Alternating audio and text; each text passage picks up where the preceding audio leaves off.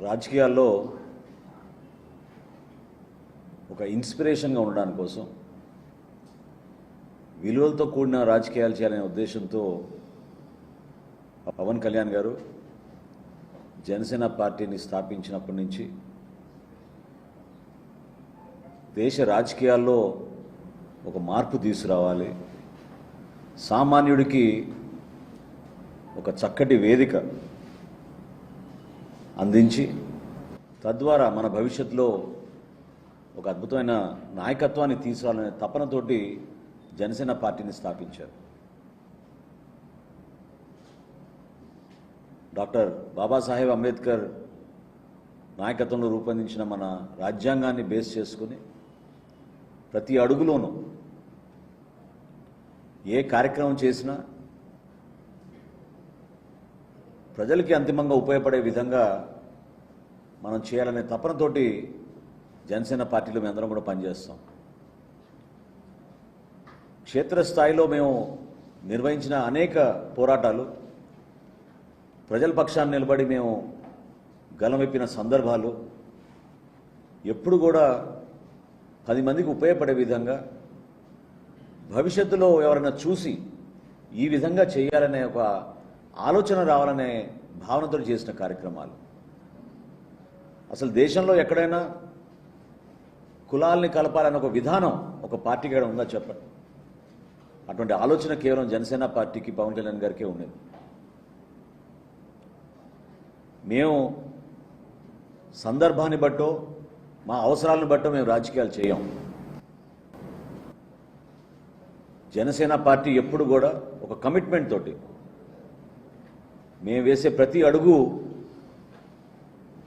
మన యువత కోసం, మన భవిష్యత్తు కోసం, మన మహిళల కోసం, మన బిడ్డల కోసం, మన రాష్ట్రం కోసం అనే ఆలోచనతోటి మేము నడుస్తూ ఉంటాం. పాలిటిక్స్ ఆఫ్ కన్వీనియన్స్ ఎప్పుడు చేయదు జనసేన పార్టీ. చాలా కన్వీనియంట్గా ఏ విధంగా ఈరోజు మన రాష్ట్ర రాజకీయాల్లో వైఎస్ఆర్సీపీ పార్టీ ప్రవర్తిస్తుందో, వాళ్ళ నాయకుడు జగన్మోహన్ రెడ్డి గారు అవలంబిస్తున్న తీరును చూస్తే మనందరం కూడా ఒక్కసారి తిరిగి గతంలో ఏ విధంగా వీళ్ళు ప్రజల్ని మభ్యపెట్టారు, ఏ విధంగా ఒక అరాచక పాలన తీసుకొచ్చారనే దానిపైన గుర్తు పెట్టుకోవాల్సిన సందర్భం అనుక్షణం ఉందని నేను ఈ సందర్భంగా రాష్ట్ర ప్రజలకు గుర్తు చేస్తున్నాను. మర్చిపోకూడదు. అసలు ఎన్ని కుట్రలు చేశారు, సమాజంలో చీలిక తీసుకురావాలని ప్రభుత్వంలో ఉండి ఒక బాధ్యత కలిగిన వ్యక్తి ముఖ్యమంత్రిగా వ్యవహరిస్తూ అమలాపురంలో కులాల మధ్య చిచ్చు పెట్టిన సందర్భం ఎలా మర్చిపోతాం చెప్పండి? సహచార మంత్రివర్యులు ఆ రోజున విశ్వరూప్ గారి పైన, ఇంటిపైన దాడి జరిగితే ఎవరు ఆదుకున్నారు చెప్పండి ఆ కుటుంబాన్ని? కులాల మధ్యన ఒక ఘర్షణ వాతావరణం ఏర్పడుతోంది పచ్చటి కోనసీమ లాంటి ప్రాంతంలో అని భావించి పవన్ కళ్యాణ్ గారు హుటాహుటిన ధైర్యంగా వచ్చి నిలబడిన నాయకుడు ఆ రోజున ఆయన ఒక్కరే.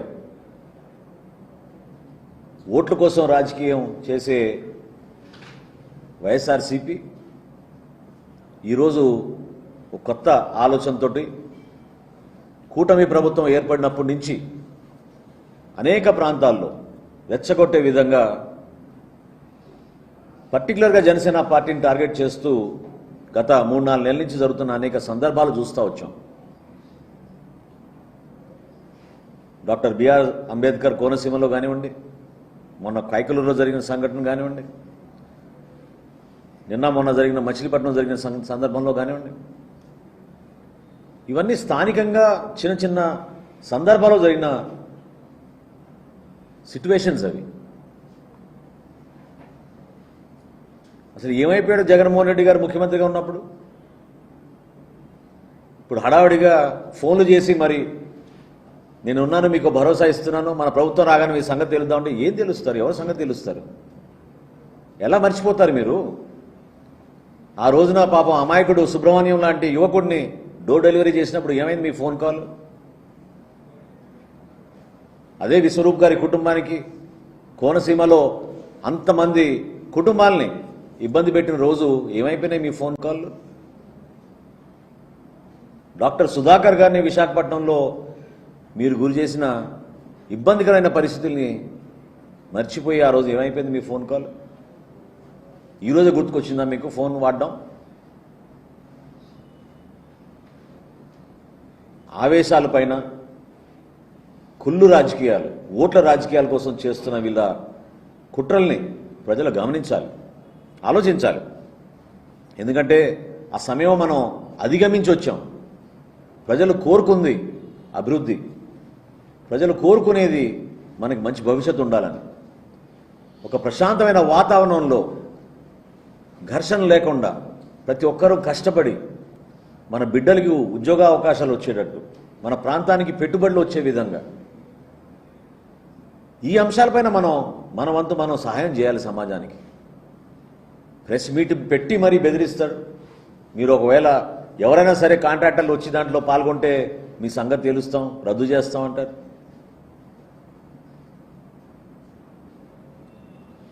రైతుల కోసం అందిస్తున్న సహాయం చూసి ఓర్వలేక పర్యటనలు చేస్తారు. తెనాలికి వచ్చాడు. ఎవరైతే ఇక్కడ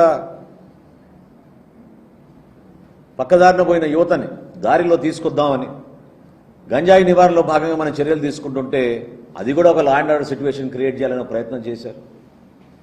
పిఠాపురంలో అదే విధంగా చేశారు. దేనికోసం ఇదంతా? ఇంత తొందరపాటు ఎందుకు?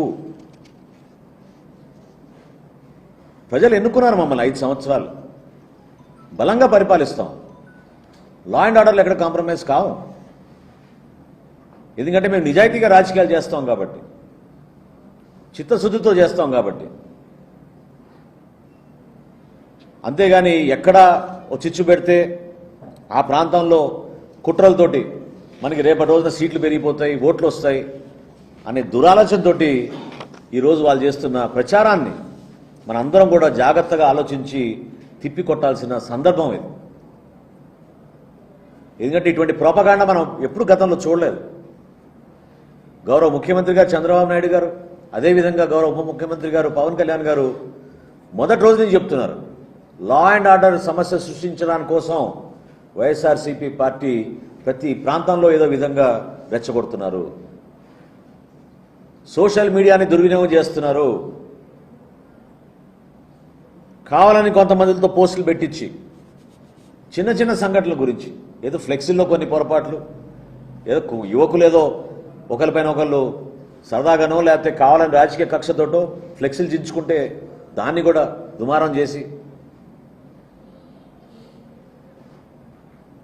లేదా క్షేత్రస్థాయిలో ప్రతి ప్రాంతంలో జరిగే పండుగ వాతావరణంలో ఊరేగింపుల విషయంలో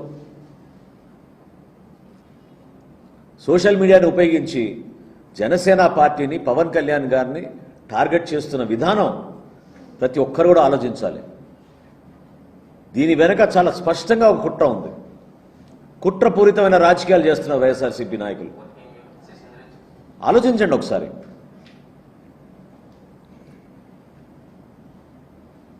కుటుంబాల్లో కలహాలు పెట్టే విధంగా సమాజంలో చిలిక తీసుకొచ్చి కావాలని ఆ ప్రాంతంలో అభివృద్ధి రాకుండా చేసే ఆలోచన ఒక్క జగన్మోహన్ రెడ్డి గారే చేయగలుగుతారు. అనేక అంశాలు మనం చూసాం గతంలో ఏ విధంగా వీళ్ళు కుట్రలు చేశారు. ఒక రాయలసీమలో ఉన్నటువంటి వాతావరణం ఉంటుందని ప్రజలు ఊహించారు, కానీ రాష్ట్ర వ్యాప్తంగా తీసుకొచ్చారు. ఎట్టి పరిస్థితుల్లో కూడా లా అండ్ ఆర్డర్ పైన కాంప్రమైజ్ ఉండదు. మా కూటమి ప్రభుత్వం చాలా బలంగా చట్టంలోనే మార్పు తీసుకురావాలి. సోషల్ మీడియాని ఏ విధంగా దుర్వినియోగం చేసి మన మహిళల్ని, మన కుటుంబ సభ్యుల్ని రాజకీయ కోణంతో కావాలని దుష్ప్రచారం చేసి ఇబ్బంది పెడుతున్నారో దాన్ని గమనించాలనే ఉద్దేశంతో మొన్న విశాఖపట్నంలో జనసేన లెజిస్లేచర్ పార్టీ తీర్మానం కూడా చేసింది.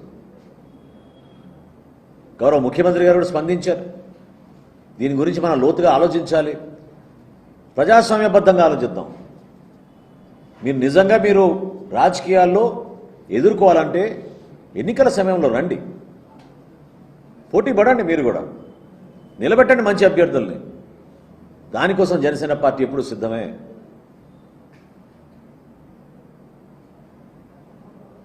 ఏనాడు కూడా మేము చేసే కార్యక్రమాలు కులాల వారీగానో మతాల వారీగానో ఓట్ల వారీగానో చూడలేదు. ప్రతి ఒక్కరిని కలుపుకుని పోవాలి. అన్ని ప్రాంతాలు అభివృద్ధి చెందాలి. మన రాష్ట్రానికి పెట్టుబడులు రావాలి, అద్భుతమైన అభివృద్ధి జరగాలనే తపనతో పనిచేసిన పార్టీ జనసేన పార్టీ. మాకే ఎజెండా ఏముంటుంది చెప్పండి? ఒకే ఎజెండా, ఆంధ్రప్రదేశ్ని భారతదేశంలో ఉన్నత స్థాయికి తీసుకెళ్ళాలి. దానికోసమే కదా కూటమి ఉండాలి, 3 పార్టీలు కలవాలి.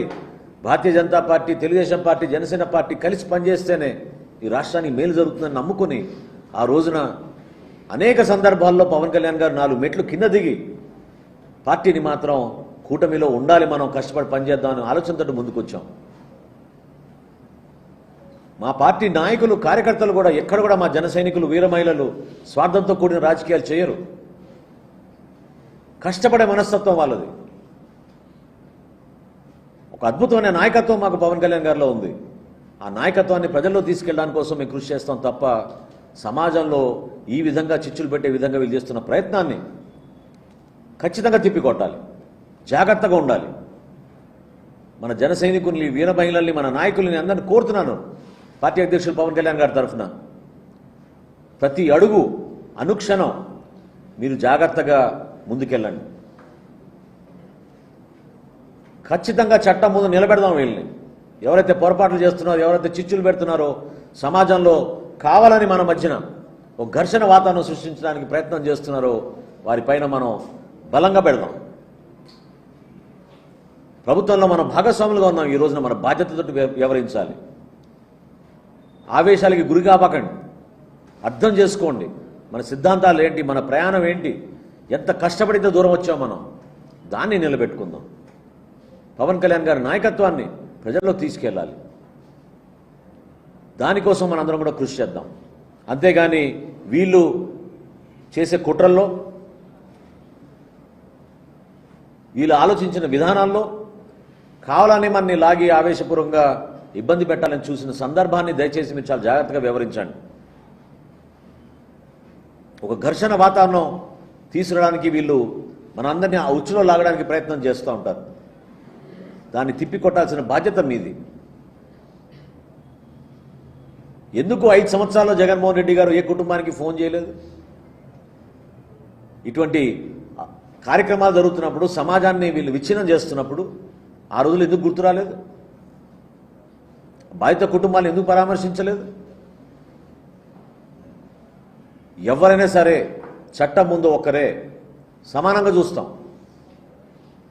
ఈ సంఘటనలు మా దృష్టికి రాగానే మన పార్టీ అధ్యక్షులు పవన్ కళ్యాణ్ గారి ఆదేశాల మేరకు క్షేత్రస్థాయిలో పర్యటించి వాస్తవాలు తెలుసుకుని రిపోర్ట్ సబ్మిట్ చేయమని అక్కడ స్థానికంగా ఉన్న నాయకత్వాన్ని మనం పంపించాం. ఖచ్చితంగా మేము తీసుకోవాల్సిన యాక్షన్ మేము తీసుకుంటాం పార్టీ పరంగా. కానీ ఒక అలజడి సృష్టించి ఓట్ల కోసం దుర్మార్గంగా కష్టపడి పనిచేస్తున్న మన కుటుంబ ప్రభుత్వాన్ని అభివృద్ధి జరగనివ్వకుండా, పెట్టుబడులు రానివ్వకుండా, ఉద్యోగ అవకాశాలు చెడగొట్టే విధంగా వీళ్ళు చేస్తున్న కుట్రని దయచేసి ప్రజలందరూ కూడా గమనించాలి. ఇది చాలా అవసరం. రాష్ట్ర ప్రజలు ప్రత్యేకంగా మీరు మాకు అందించిన తీర్పు, అద్భుతమైన మెజారిటీలు ప్రతి నియోజకవర్గంలో ఏ విధంగా కసితోటి మీరు నిలబడ్డారో ఆ రోజున, ఆ రోజులు మర్చిపోబాకండి. అందరం కలిసి పనిచేద్దాం. ఒకే ఆలోచనతో పనిచేద్దాం. భారతదేశంలో ఆంధ్రప్రదేశ్ ఉన్నత స్థాయికి తీసుకెళ్ళాలి. స్వర్ణ ఆంధ్రప్రదేశ్ నిజంగా మన కళ్ళ ముందే కనపడే విధంగా కష్టపడి పనిచేసుకుందాం. అంతే తప్ప ఈ విధంగా చిల్లర రాజకీయాలు, ఇటువంటి దురాలోచనలు, అటువంటి నాయకత్వాన్ని మాత్రం దయచేసి మీరు ప్రోత్సహించబాకండి. ఎంతో ఆవేదనతోటి గత 4-5 రోజుల నుంచి ప్రత్యేకంగా పవన్ కళ్యాణ్ గారి పైన వ్యక్తిగతంగా, జనసేన పార్టీ పైన వీళ్ళు చేస్తున్న దుష్ప్రచారాన్ని మమ్మల్ని అందరినీ కూడా కదిలించింది. నిలబడాలి. ఒక ఆలోచన విధానం ఏంటి మనది? దేనికోసం మనం ఇంత దూరం ప్రయాణం చేసాం? ఎందుకు ఇంత కష్టపడ్డాం? మన రాష్ట్రం కోసం, మన ప్రజల కోసం, మన భవిష్యత్తు కోసం. అటువంటి నాయకత్వం మనకి పవన్ కళ్యాణ్ గారిలో ఉంది. దాన్ని నిలబెట్టే బాధ్యత మనందరిపైన ఉందని ఈ సందర్భంగా మీ అందరూ కూడా తెలుపుకుంటున్నాను.